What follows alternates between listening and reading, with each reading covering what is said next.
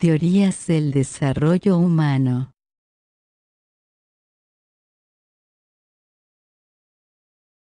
El desarrollo humano es el proceso en el cual una sociedad debe mejorar las condiciones de vida de las personas que la conforman. Para alcanzar esto, deben aumentar aquellos bienes que los puedan proveer tanto de sus necesidades básicas como de las complementarias. La maduración es un elemento del desarrollo humano y se trata del proceso mediante el cual el ser vivo crece y se desarrolla.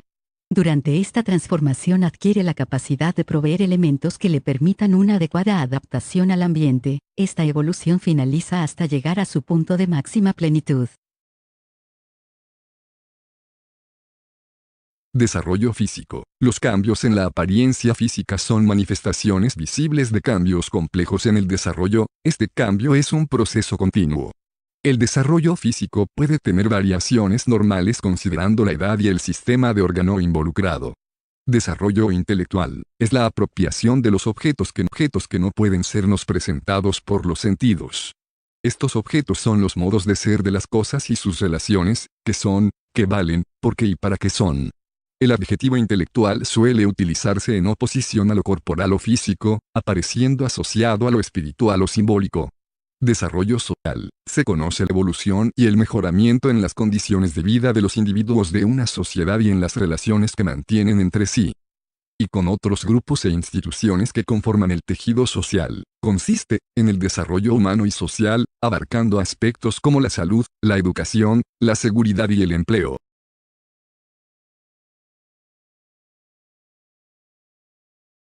Obtiene información sobre un proceso de cambio, sirven para estimar incidencias y anticipar riesgos.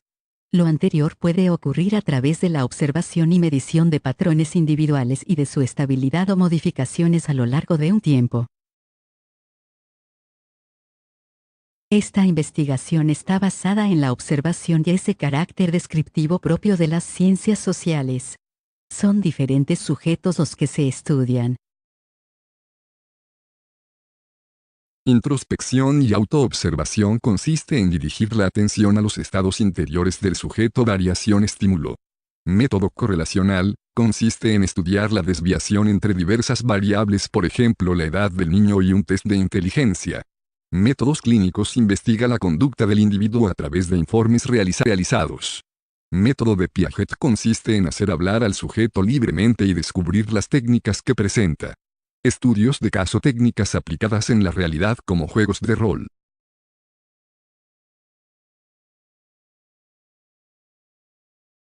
Las teorías se enmarcan en distintas perspectivas y cada una de ellas hace referencia a un proceso del desarrollo, de modo que adoptan posturas distintas a los problemas o situaciones. Para poder evaluar e interpretar las investigaciones correctamente, es importante dentro de qué perspectiva teórica se desarrollan. Las principales son la psicoanalítica, del aprendizaje, la cognoscitiva y el humanismo. Freud propuso que la personalidad estaba conformada por 3 etapas.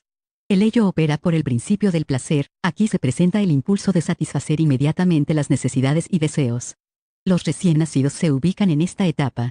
El yo opera bajo el principio de la realidad, se hace presente la razón, se busca una gratificación realista y cuando ésta se demora el individuo empieza a verse aparte del mundo. Esta etapa se desarrolla gradualmente durante el primer año de vida. El superyo opera según el principio de la moralidad, abarca la conciencia e incorpora los valores, el niño empieza a comprender lo que la sociedad acepta y reprueba. Esta etapa se desarrolla alrededor de los 5 o 6 años. Latencia. Etapas psicosexuales. Ahora la principal fuente del placer del bebé son las actividades centradas en la boca, por ejemplo succionar y comer. Anal. La zona de gratificación es la región anal. El niño obtiene cesantía sensorial del acto de retener y descargar las heces, y del control de esfínteres. Fálica. La zona de gratificación pasa a la región genital. El niño se apega al padre del otro sexo y luego se identifica por el del mismo sexo. Latencia es la época de calma relativa entre las etapas más agitadas. Genital se da el retorno de los impulsos sexuales de la etapa fálica canalizados a la sexualidad madura. Cada etapa implica una crisis de personalidad, que es particularmente importante de ese momento, pero aún así trasciende durante el resto de la vida. Cada etapa requiere que se equilibre un rasgo positivo con su negativo correspondiente. El resultado exitoso de cada etapa es el desarrollo de una virtud o fortaleza. 1. El bebé desarrolla un sentido de si el mundo es un lugar bueno y seguro. 2. El niño desarrolla un equilibrio entre independencia y autosuficiencia contra vergüenza y duda. 3. El niño desarrolla iniciativa al poner a prueba actividades nuevas sin verse abrumado por la culpa. 4. El niño debe aprender habilidades desde la cultura o enfrentarse a sentimientos de incompetencia. 5. El adolescente debe determinar un sentido del quién soy o experimentar confusión de roles. 6. La persona busca comprometerse con otros, de no lograrlo, es posible que sufra aislamiento y ensimismamiento. 7. El adulto maduro se interesa por establecer y guiar a la siguiente generación o de lo contrario experimenta un empobrecimiento personal. 8. La persona anciana alcanza una aceptación de su propia vida, lo que le permite aceptar su muerte, de lo contrario, siente desesperación por su incapacidad de revivir. La perspectiva cognoscitiva considera que el aprendizaje es un proceso activo en el cual los aprendices buscan información nueva para resolver problemas y reorganizar lo que ya conocen para lograr otros conocimientos. Todos los seres humanos son participantes activos en sus propios actos de cognición. El modelo cognoscitivo sugiere que uno de los elementos más importantes en el proceso de aprendizaje es que el individuo aporta algo a las nuevas situaciones de aprendizaje. Lo que ya sabemos es como un andamio que soporta la construcción de todo aprendizaje futuro. Etapa sensomotora. El niño construye su mundo a través de sus sentidos, lo que oye, ve, toca, degusta y siente. Al principio utilizan sus reflejos para adaptarse al mundo. Etapa preoperacional. Es la etapa del pensamiento y del lenguaje que gradúa su capacidad de pensar simbólicamente, imita objetos de conducta, juegos simbólicos, dibujos, imágenes mentales y el desarrollo del lenguaje hablado. Etapa de operaciones concretas. Los procesos del razonamiento se vuelven lógicos y pueden aplicarse a problemas concretos o reales. El niño ahora se convierte en un ser verdaderamente social y aparecen los esquemas lógicos de seriación, ordenamiento mental de conjuntos y clasificación.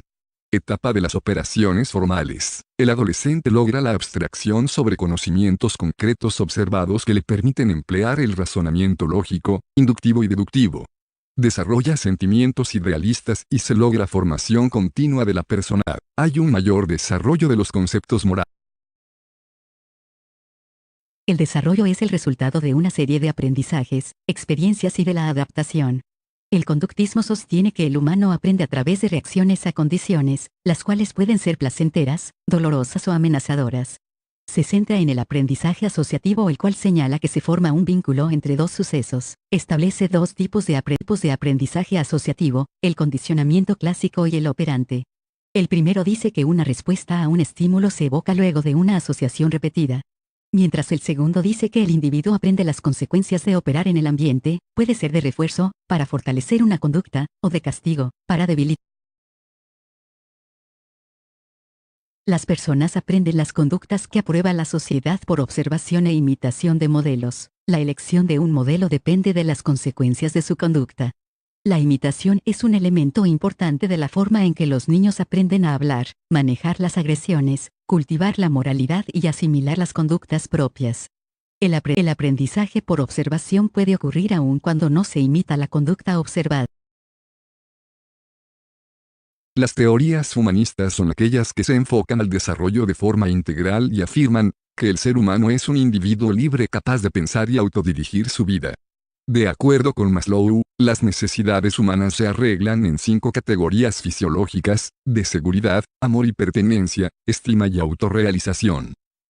Se desprende la necesidad de generar planes de desarrollo con una visión humanística e integral, donde el ingrediente principal lo constituyan los valores.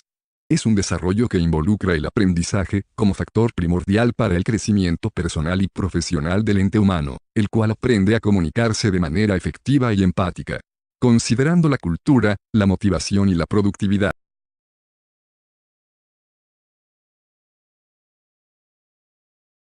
Elaborado por el equipo 9.